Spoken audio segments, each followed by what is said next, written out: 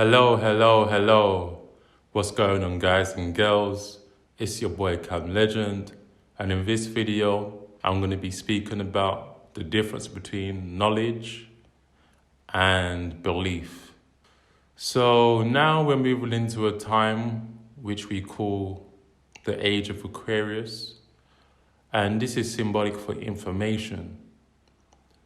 And what I'm seeing with this shift in reality is that people that know what's going on are basing things on their intellect, aka knowledge, and the blind, lost, and sheep are basing their reality on belief and hope.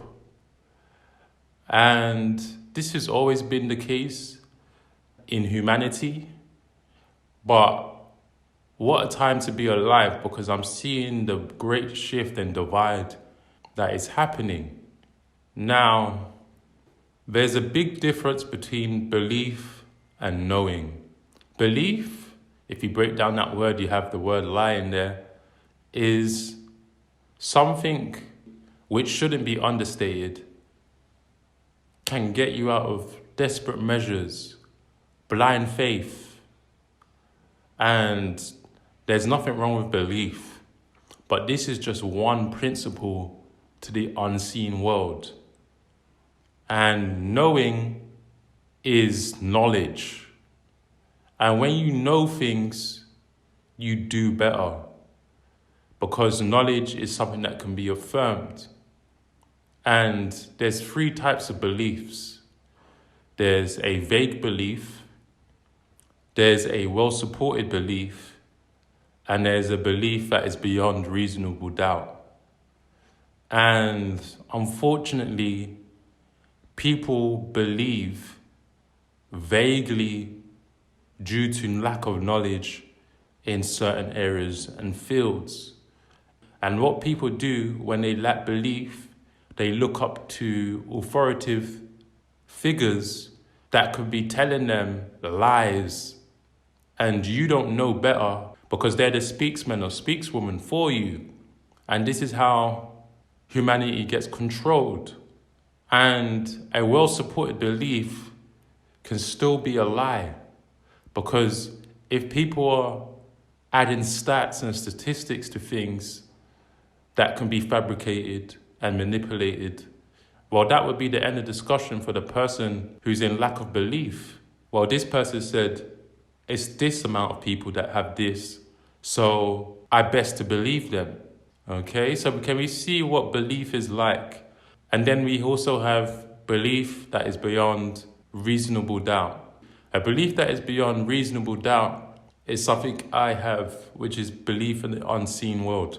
And the reason I have belief in the unseen world is because I know I've manifested and created my reality based on unseen forces. Okay? So my belief somewhat turned into knowing.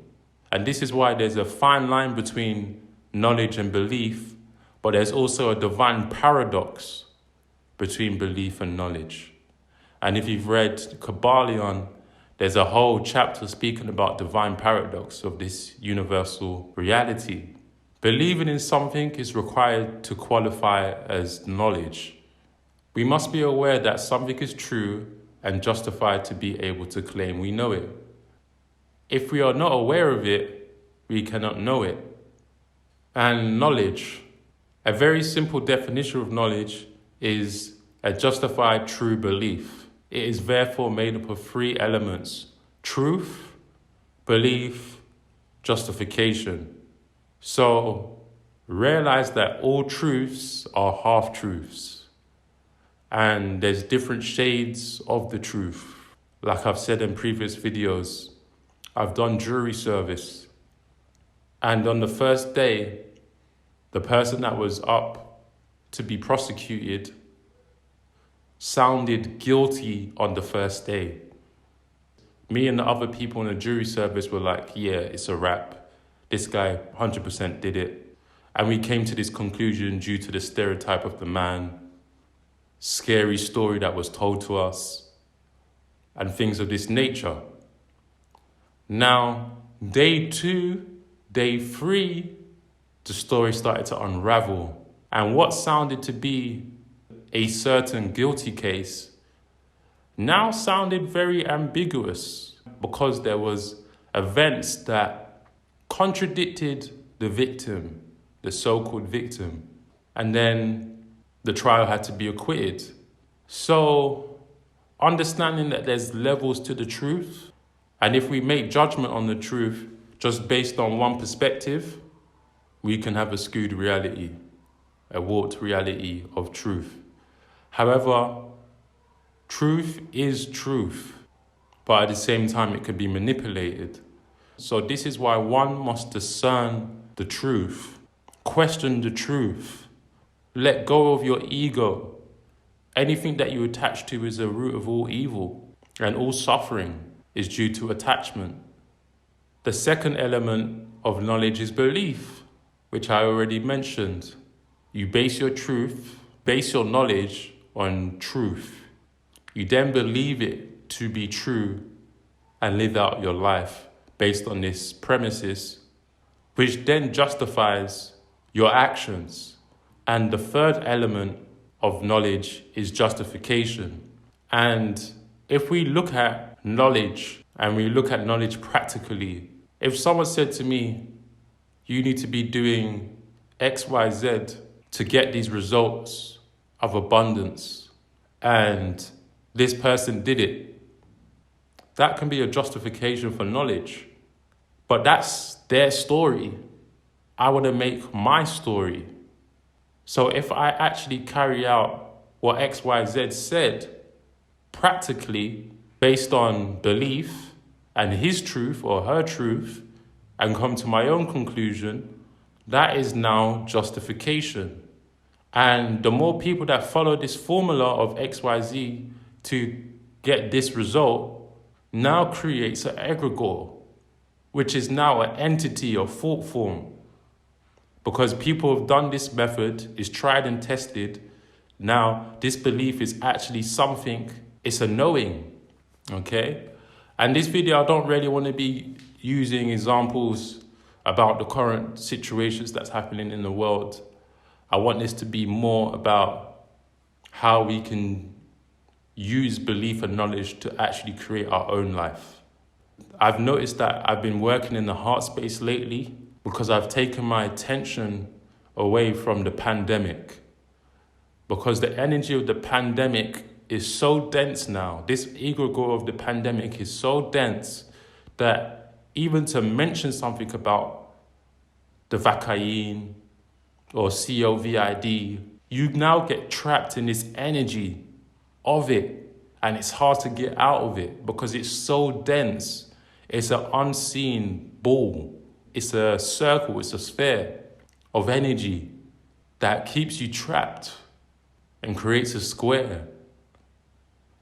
So, since I've been consciously avoiding the topic of it, I've noticed that people don't mention anything to me like, hey, did you hear this story about the pandemic here? Or did you hear the story about that pandemic here? It don't happen anymore because I've excluded this out of my consciousness as much as I can in the current times of today. And if you don't understand what is going on in this reality after it's been about 18, 19 months of this pandemic, then you're never going to understand. Or you're going to have to wake up slowly in your own time. So people should have clocked by now that there's something dodgy about this situation. So we move and let people wake up in their own time. So belief and knowledge are equally important. However, knowledge is abundant. The more deeper you want to go into knowledge, the further you go down the rabbit hole. The further you go down the rabbit hole, the further you detach from the matrix. It's then up to you to anchor the knowledge. Because if you attach yourself to the rabbit hole, to the energies of the rabbit hole, you can be overly consumed. Knowledge is an infinite source, and you need to ground knowledge. You can read all the books in the world, but if you're not practically doing anything with it, it means nothing. So I always encourage people to take action on the knowledge, because the subconscious mind will think that you're doing the work because you're reading, because you're watching YouTube videos. And don't get me wrong, this is still a positive thing because you're actually trying to acquire the knowledge, which is the first step. And not many people are even doing that nowadays. But the second step is practice. Theory and practice. Theory and practice. Belief, an emotional attachment to an idea. Knowledge, an awareness of evidence for an idea. Belief requires no evidence, and knowledge requires no belief. Divine paradox. You can justify a belief in something that is not true, or you can justify truth without belief. You can be true to your belief without justification. This one's funny because as an entrepreneur, sometimes you be in this bubble where you just have to believe that what you're doing is going to come true. It's going to come good. You have to be mentally strong. And if this is by meditations or prayers, you have to believe in the unseen that what you're doing is going to work. And if it doesn't, you learn something from it. And you will. So most of this world is unseen. Where do we get the spark of interest to do something? How comes people believe in the devil, but they've never seen it? How comes energies associated to a word can make somebody feel a type of way?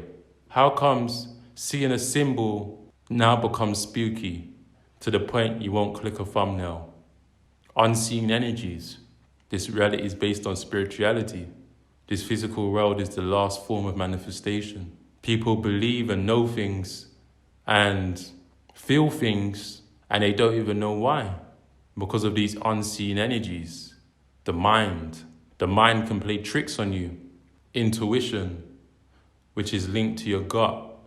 Your body is an intelligence.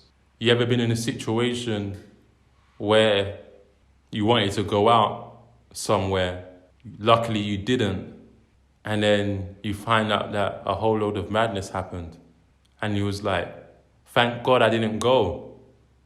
I wanted to go, but something was off. Yeah, that's your intuition that knows better than you. Your heart is connected to meridian grids. Your higher self knows better than you. And if you persist with something based on your ego that you want to do this, and there's a lot of resistance behind it, sometimes you have to realize that maybe this is your higher self speaking to you. So you let go. You say, this is not going my way. Why? Maybe it's something from a higher self. Maybe it's something from an unseen force that is trying to tell me that it's best to do it this way. But then there's people who don't listen to that. And they still force their way through things. And this is where we talk about the difference between power and force.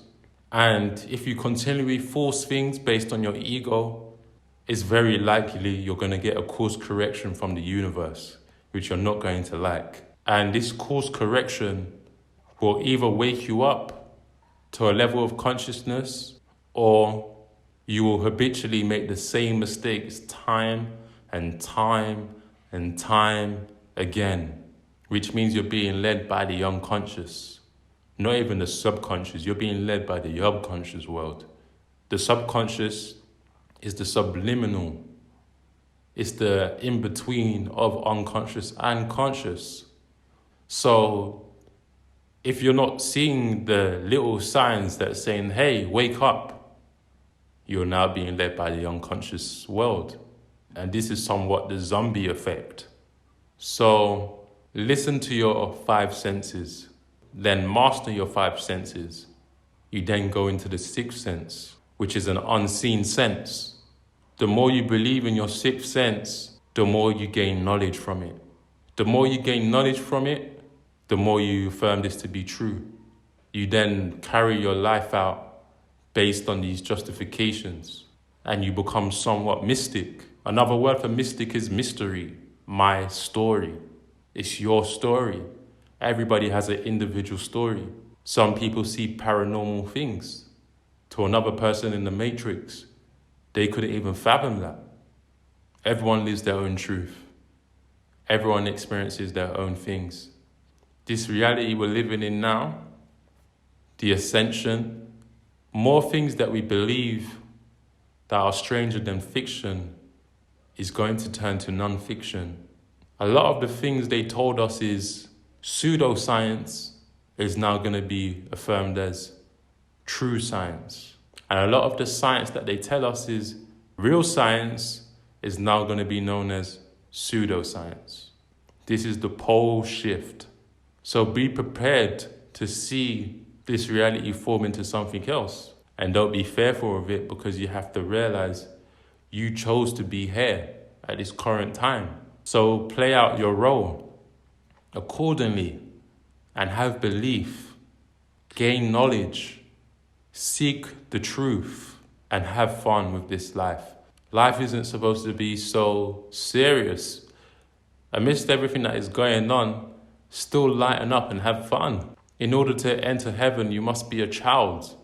This is speaking about our childlike state when life was fun. I remember when life was very, very fun. And as soon as I got to 15, 16, 17, I saw energy slowly come out of me. Everything became so serious. School, pressure to pass my test and stuff like that, and go into uni and this and that. Like, life slowly became more serious. And as life became more serious, life became more dense. My thoughts started to become concrete. But I knew there was something fundamentally off. As a kid, I always loved to be free. I'm a free spirit, I still am. But there was a time where I was almost indoctrinated to the system. And this would have been around 16 to 21. I felt like there was a solidification of this indoctrination. And it took heavy spiritual work to get out of this indoctrination. Some people never got out of that indoctrination. So think about that. If this world is a program and people are being programmed a certain way, it's hard for people to come out of it because that's all they know. And most people are scared and they don't want to break their comfort zone. They don't want to burst the bubble of their comfort zone. So they live in this fake illusion, this fake square that is based on nothing. This is deep, yo. So expand, let go, and allow. Have belief in the Most High. Have belief in the unseen. Journal your thoughts. See how you feel. Respond to the energies of the earth. Don't respond to the energies of the matrix. Say no sometimes. Say yes with what you resonate with. And with that being said, peace. If you want to do a name reading with me, contact me. I do consultations also and the subconscious reprogramming. And I also do natal chart readings. Check all my services in the description. Peace.